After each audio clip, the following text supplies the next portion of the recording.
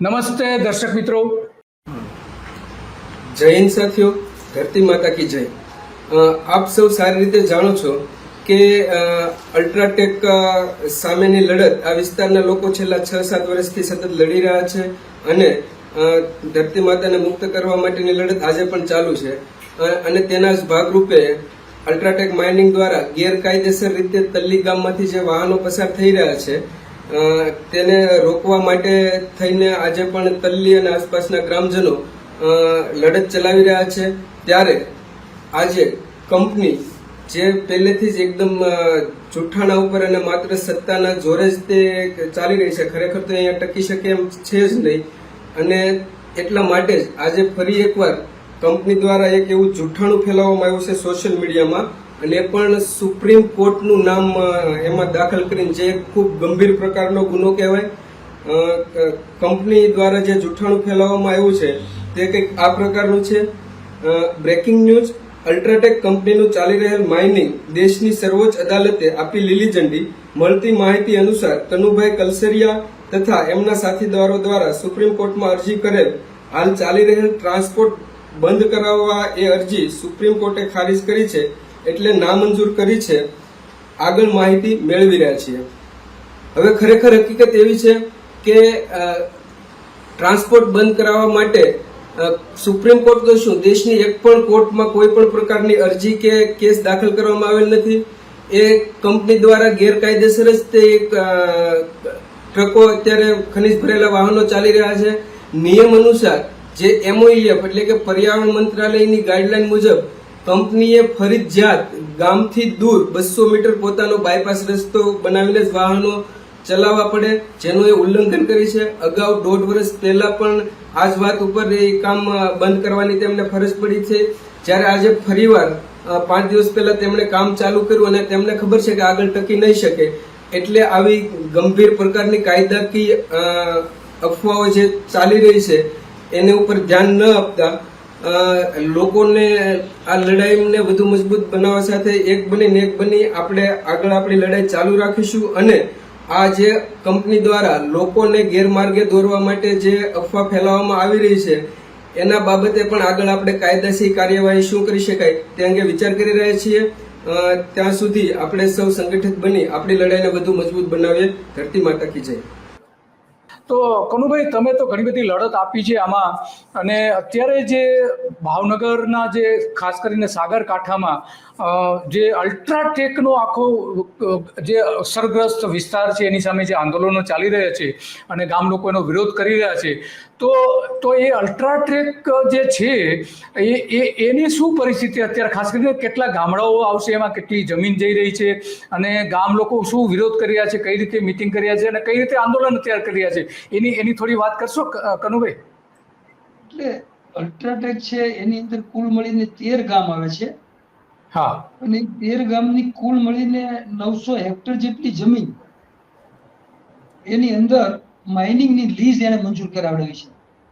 Okay. હવે આ જે લીઝ મંજૂર કરી, લીઝ ડીડ કર્યું છે, એમાં આપણને બહુ નવાઈ લાગે અને એવું થાય કે આટલી હદે કે એ જ જગ્યાએ હું MLA હતો ત્યારથી, અને ત્યારે મારા પાડોશી વિસ્તારમાં આખો વિસ્તાર આવતો હતો, પછી સીમાંકન બદલાયું, પણ એ સમયે મેથળા હું જે વાત કરવા જઈ રહ્યો છું એ અમારી બગડાણા ધામ છે ને, બગડાણાથી નદી આવે છે બગડ નામની નદી, અને દરિયામાં દાખલ થાય છે મેથળા ગામની બાજુમાં। એટલે ત્યાં એક પ્રોજેક્ટ બનાવવાનો હતો। આપ કદાચ જાણતા હશો કે મહુવાની અંદર એવા 2 પ્રોજેક્ટ બનેલા છે, નિકોલ અને માલણ, કે દરિયાના કાંઠે નદી પ્રવેશ કરે ત્યાં જ એને રોકી દેવામાં આવે કે જેથી કરીને એ બધાને આપની જાણ માટે કહું ને એક સમજણ માટે કહું કે જે તે વખતના સિંચાઈના મિનિસ્ટર શ્રી નીતિનભાઈ પટેલ, એમણે જ્યારે નિકોલની પહેલી યોજના જોઈતી ત્યારે એમણે એને મિની કલ્પસર કીધું હતું કે આ એક કલ્પસરની પ્રતિકૃતિ છે। જેમ કલ્પસરની આપણે વાત કરીએ છીએ ઘોઘા દહેજ માટે, તો આ મિની કલ્પસર જેવા ડેમ બનેલા, અને એવો જ એક મેથળાનો બંધારો, એને બંધારો એવું નામ આપવામાં આવે છે। તો એ બંધારો બનાવવાનું કામ પણ જે તે વખતે શિવાભાઈ જ્યારે તળાજાના ધારાસભ્ય હતા ત્યારે ચલાવતા હતા, પણ એમાં વન વિભાગની ઘણી બધી જમીનો ડૂબમાં જતી હતી, 600 હેક્ટર જેટલી જમીન, અને એટલે એ કામ છે એ આગળ હાલતું નહોતું। અને પછી પાછા શિવાભાઈ ધારાસભ્ય મટી ગયા, ધારાસભ્ય બદલાયા અને મેં પણ રસ લીધો અને આખરે વન વિભાગે પણ પોઝિટિવલી સાથ સહકાર આપ્યો. અને આજે મારે એ પણ કહેવું જોઈએ સાથે સાથે કે અત્યારની સરકારનો વન વિભાગ અને સિંચાઈ વિભાગ એ મેથલાના આ પ્રોજેક્ટ માટે પોઝિટિવ છે. એટલે સુધી પોઝિટિવ છે કે હવે અલ્ટ્રાટેકને ભારે પડશે અને અમને આ બધું કુદરતી સહકાર મળે છે એવું હું જોઉં છું. અને ખાસ કરીને હમણાં એટલે કે છેલ્લા 2 વર્ષથી મેં કોંગ્રેસ પાર્ટી પણ છોડી. પાર્ટીમાં હું એવા ઈરાદાથી પાર્ટીમાં દાખલ થયો હતો કે પાર્ટીનો ટેકો હોય અને આપણે જો કોઈ પદ મેળવીએ તો આ લોકોનું જીવાદોરી બચાવવાનું કામ થોડું સહેલું થાય, ખેતીવાડી અને દરિયાકાંઠાનું પાણી બચાવવાનું. પણ એના બદલે મને અનુભવ એવો થયો કે પાર્ટીમાં જવાથી તો આ કામ અઘરું થતું જાય છે ડે બાય ડે. એટલે પછી આખરે પાર્ટી છોડવાનો જ નિર્ણય લીધો અને પછીથી ઘણું બધું પોઝિટિવલી પબ્લિકનો સહકાર પણ મળે છે અને વિભાગો તરફથી અને તંત્ર તરફથી પણ અમને સારો એવો સહકાર મળે છે. એટલે અલ્ટ્રાટેકની પોઝિશન હવે કેવી થઈ કે અલ્ટ્રાટેક માઇનિંગ લીઝ છે એ અગાઉ મંજૂર કરી હતી. હવે જ્યારે મેથલાનો પ્રોજેક્ટ બનવાનો છે, જળાશય બનવાનું છે, ત્યારે મેથલાનો જમીન સંપાદન કરવાની થઈ. તો એમણે જે જમીનો સંપાદન કરી ખેડૂતોની, એમાં અલ્ટ્રાટેકના માઇનિંગ લીઝ વાળી જમીન પણ આવી ગઈ. જેને માઇનિંગ લીઝ છે એ જમીન અત્યારે સબમર્જ થાય છે, ડૂબે છે. અને એટલે હવે અલ્ટ્રાટેક એમ કે છે કે અમે એ જમીન તમારે ભલે અમારી જમીન ડૂબે, અમારે વળતર નથી જોતું, તમારે પ્રોજેક્ટ ભલે બની જાય. ત્યારે અમારો આગ્રહ એવો છે કે જેમ ખેડૂતોની જમીન સંપાદન કરી ખેડૂતોને વળતર ચૂકવીને, એવી રીતે અલ્ટ્રાટેકે પણ વળતર સ્વીકારી લેવું જોઈએ અને જમીન પરત કરવી જોઈએ. પણ એમ કરવા જતાં કદાચ આખી પ્રક્રિયા એને ફરીથી કરવી પડે એવી કદાચ દહેશતને લીધે હાલમાં આ લેવલે કામ છે. પણ એ કામ તો સફળતાથી આગળ એમાં જશે કનુભાઈ, એમાં કેટલા ગામને અસર થઈ રહી છે?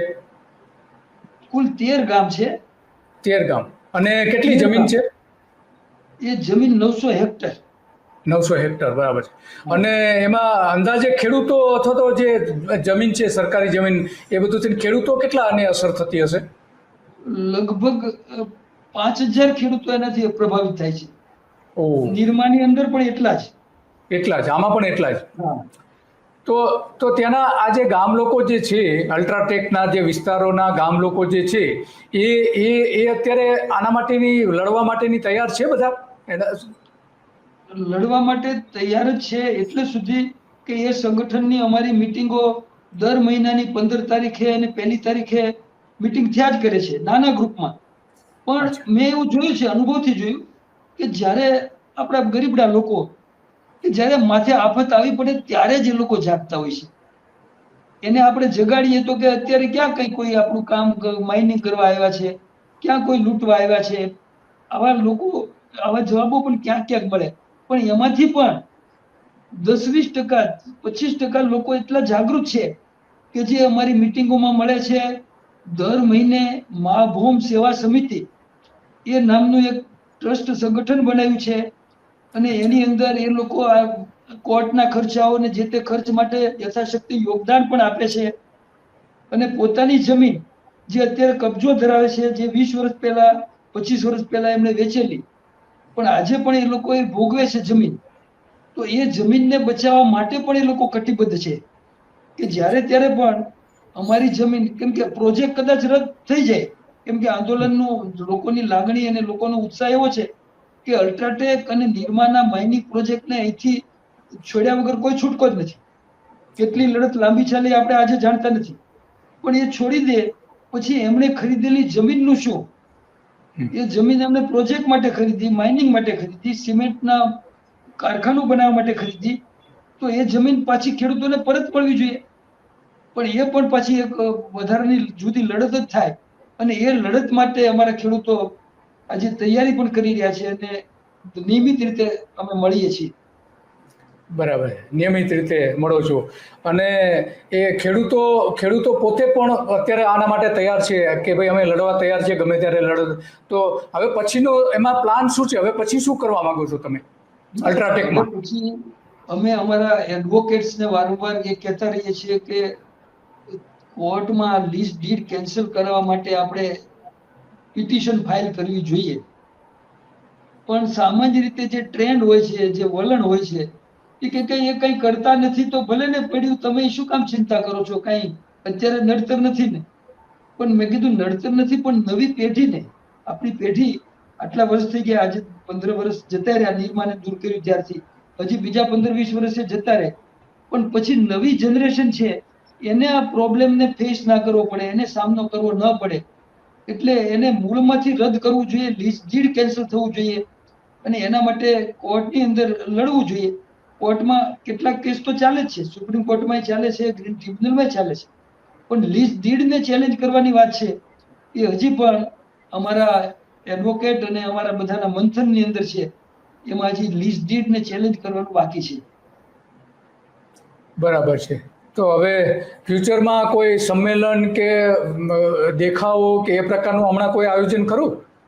ના, અમારું જે મને જાણો જ છો એટલે સ્વભાવગત નેચરલી જે રીતે થાય એ રીતે અમે કરતા રહીએ છીએ.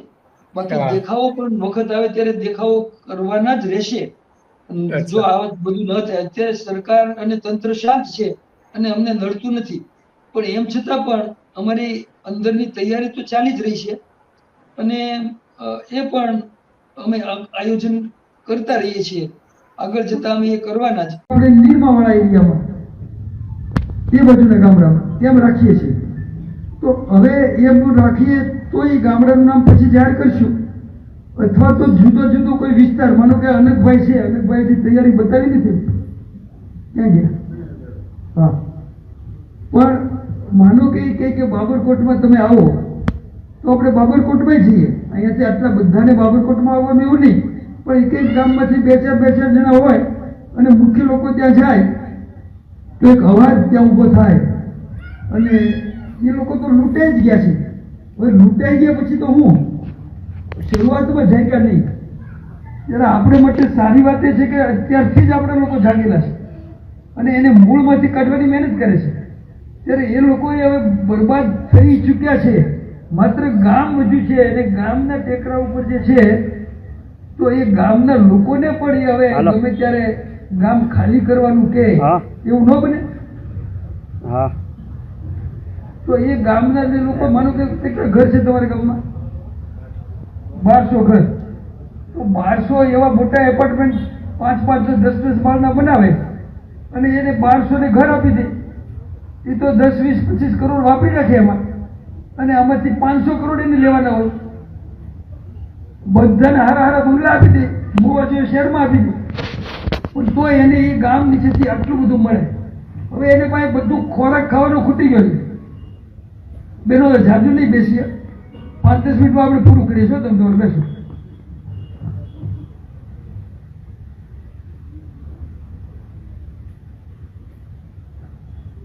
હમણાં હું રામાયણનું એક પાનું વાંચું કાયમ.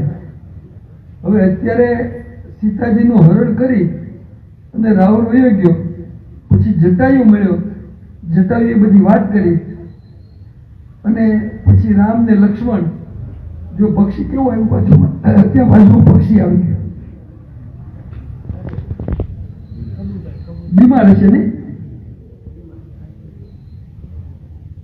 તો પછી ત્યાંથી આગળ જતા અરણ્યકાંડમાં ફરતા ફરતા બધા આવ્યા, ત્યાર પછી એને કિષ્કિંધામાંથી હનુમાનનો ભેટો થયો, અને હનુમાન મળ્યા ત્યારે હનુમાને સુગ્રીવનો ભેટો કરાયો, એટલે હવે કિષ્કિંધા કાંડ શરૂ થયું છે. પણ આ હું એટલા માટે યાદ કરું છું કે આપણી માતાજી છે એ સીતાજીનું રૂપ છે. આપણે ઘણી બધી દેવીઓને પૂજીએ છીએ, અને ખરેખર ધરતી પણ એક એને આપણે માતા કીધી છે. મેઘરાજાને આપણે બાપ કીધો છે, ધરતી માતા, અને એટલે વારંવાર કીધું છે, પણ છતાંય ધરતી માતાનો ધંધો હજી ચાલુ છે. એટલે ધરતી છે ધંધો કરવાનું સાધન નથી, પૈસા માટે જ ધરતીને વેચી નાખવી એ વ્યાજબી ના કહેવાય. એટલે જે લોકો અહીંયા છે એને ક્યાંય ખબર પડે કે કોઈ જમીન વેચે છે અને કંપનીવાળાને વેચે છે, તો એને પ્રેમથી સમજાવી અને રોકવા. ગભાતા જેવા કે અમારા જેવા કે કોઈ એવા સારા માણસો હોય, આ ભગવાનભાઈ કે ગમે એવા સરપંચ કે એને બોલાવીને કહેવું કે ભાઈ એને હારા ઘરાક ગોતી ગયો, પણ ખેડૂત શોધી દો, જેથી જમીનની ખેતીવાડીમાં જાય અને કંપનીમાં ના જાય, અને કંપનીની તાકાત ના વધે. તો આ બધું આપણે કરતા જ રહેવાનું છે, કરતા જ રહેશું જ્યાં સુધી આ ખોડિયામાં જીવ છે ત્યાં સુધી કરશું.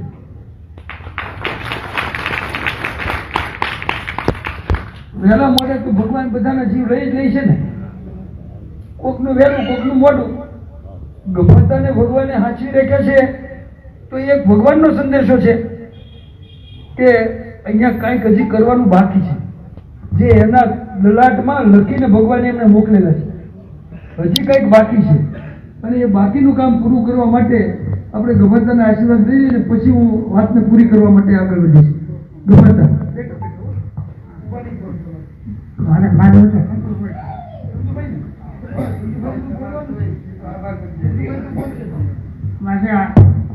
આમાં અમે લડત કરીએ એમાં ધીરુભાઈ જે છે, ધીરુભાઈ એનો મોટો ફાળો છે.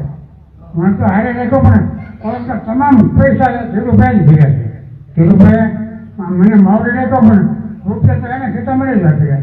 ધીરુભાઈ જેવો માણસ તો આપણે મળવો મુશ્કેલ છે, પણ સારા માણસ. તો ધીરુભાઈ ખરી તો ગભાતાનો બહુ પ્રેમ છે એમ કહીજો, બાકી તો અમે અમારી ફરજ બજાવીએ છીએ. ના ના ના, તમને હવે નામ આવ્યું એટલે તમારે અહીંયા આવવું તો પડે. હવે આવી જાવ. અને ખરેખર ધીરુભાઈ સૂઝબૂઝ વાળા માણસ છો.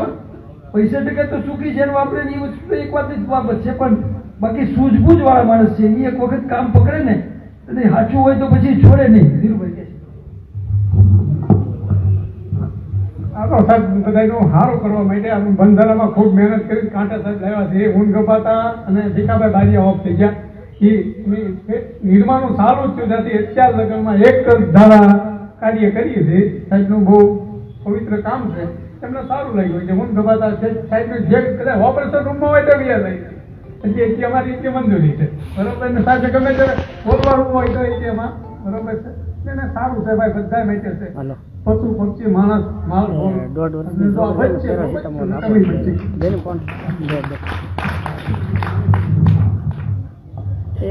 છોકરી 1.5 વર્ષની તાવ ફૂલ છે. એટલે આવતી મીટિંગનું સ્થળ છે ને એ નક્કી કરવાનું બાકી છે. પેરાસિટામોલ જો પણ દયાળ અને ડોળિયા બે ગામમાં નહીં હોય. એવું છે તાવ ગરમ નીચા કોઈ નહીં હોય, કેમ કે આપણે નજીકનું આવી ગયું નીચે. એટલે એ બાજુને કોઈ પણ ગામડામાં હશે અથવા મહુવા તાલુકાના કોઈ પણ ગામમાં હશે. પછી તમને અગાઉ કહીશું સોશિયલ મીડિયામાં આપણે અલ્ટ્રાટેક નિરમા માઇનિંગ હટાવો એવું ગ્રુપ બનાવ્યું છે ને, મોટા ભાગના ખબર હશે. ખીચડી એને 4 કરવાના છે. હા, એમાં હવે 1024 થઈ ગયા ને, તો ઘરે દઈએ ને એટલે વધારે સભ્યો એમાં નહીં જોડાય. એટલે બીજું ગ્રુપ બનાવવા માટે ભરતભાઈ છે એ પોતે એ વિચાર કરે છે, એવું લાગશે ગંભીરતાપૂર્વક એક બીજું ગ્રુપ પણ આપણે કરશું. પણ લોકોનો ઉત્સાહ છેલ્લા મહિના 2 મહિનામાં અમને એટલું સારું લાગતું ગયું છે કે આપણે આ કામને છોડાય નહીં. આખા મહુવામાં બધે જ ભટકવું પડે તો બધે ભટકીએ, ફરીએ, લોકોને જગાડીએ. અને પાર્ટી વગર કહી દીધું ભરતભાઈ કે પાર્ટી વગર કોઈ પણ પાર્ટી છે ને એ પાર્ટી ખરેખર સત્કર્મમાં તો એક લાંછનરૂપ છે, પણ તોય તે પાર્ટી વગર રાજકારણ બનતું નથી. એટલે પાર્ટી કરવી પડે અને સત્તા ઉપર જવું હોય તો. પણ આપણે સત્તાનો હેતુ નથી. આપણો હેતુ તો આપણી ધરતી માતાને ને આપણું પાણી દરિયાકાંઠે જે બંધારા બને એ બચાવવાનું છે. અને બીજી એક વાત રહી ગઈ મેથરાનો બંધારો. તમે લોકોએ આ બધું બધા માલણ ને નિકોલ ને સમઢિયાળા ને એ જોયું. અને એક તો ખાસ કરીને અહીંયા તમને બતાવ્યું છે, અહીંયા એક વિડીયો બતાવ્યું તો એની અંદર કીધું કે 4 બંધારા. અને એ વિડીયો જે બનાવનાર છે ને એ ભાઈને ભગવાને બોલાવી લીધો, અક્ષયભાઈ કાણકિયા. એટલે આપણે આ વાતને પૂરી કરતા પહેલા 2 મિનિટ મૌન કરીને એને શ્રદ્ધાંજલિ પણ આપજો. હમણાં 4-6 મહિના જ થયા. હજી એ બહુ જ એક્ટિવ માણસ હતા, હજી 50 વર્ષની ઉંમર. અને આપણું આમ જ્યારે અડધે પહોંચ્યું ત્યારે એને એટલી બધી લાગણી, પર્યાવરણ ઉપર બહુ જ લાગણી. એટલે મને ખબર જ નહોતી અને એની મેળે એને આ બધું બનાવ્યું છે. એક પણ પૈસો કનુભાઈ, અલ્ટ્રાટેક સિમેન્ટના સંદર્ભમાં વાત કરી કે અલ્ટ્રાટેક અત્યારે આંદોલન ચાલી રહ્યું છે અને ગામડાઓ કઈ રીતે પરેશાન છે, ખેડૂતો કઈ રીતે પરેશાન છે, 5-5 હજાર ખેડૂતોની જમીનના પ્રશ્ન છે અને અલ્ટ્રાટેક સિમેન્ટની જે દાદાગીરી છે, અગાઉ પણ એને ઘણી વખત વિજય રૂપાણીની સરકારે પણ જમીનોમાં ઘણી બધી એમને છૂટ આપી હતી। એવા બધા જ જે પ્રશ્નો હતા અમને કનુભાઈએ જે વાત કરી, આંદોલન અત્યારે કહી રહ્યા છે, હવે શું કરવાના છે, અલ્ટ્રાટેક સામે હવે શું કરવાના છે, એની બધી વાત કરી અને આપણે કનુભાઈ સાથે આનો ખૂબ ખૂબ આભાર કનુભાઈ તમારો, અને તમે આ બધી જ વિગતો લોકો સુધી પહોંચાડવામાં મદદ કરી અને લોકોને તમે માર્ગદર્શન આપી રહ્યા છો કે કઈ રીતે આની સામે આંદોલન કરવા। તો આવી જ બાબતો પર આપણે પણ ચર્ચા કરતા રહીશું। નમસ્તે।